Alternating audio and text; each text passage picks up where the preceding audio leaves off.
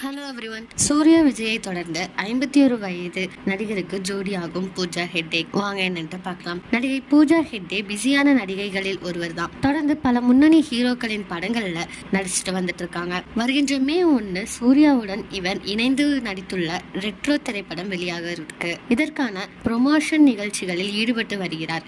இதைத் தொடர்ந்து தளபதி விஜயுடன் இணைந்து ஜனநாயகன் திரைப்படத்தில் நடித்து வருகிறார். இப்படத்தின் படப்பிடிப்பு தற்பொழுது விறுவிறுப்பாக நடந்து கொண்டிருக்கிறது. இந்த நிலையில் பூஜா ஹெக்டேவின் புதிய படம் குறித்து லேட்டஸ்ட் தகவல் ஒன்று வெளியாகிருக்கு. கன்னட சூப்பர் ஸ்டார் நடிகர் கிச்சா சுதீப்புடன் இணைந்து நடிக்க இருக்காங்களாம் பூஜா. அனுபந்தரி இயக்கத்தில் கிச்சா சுதீப் நடிப்பில் உருவாகியுள்ள திரைப்படம் பில்லா ரங்கா பாஷா.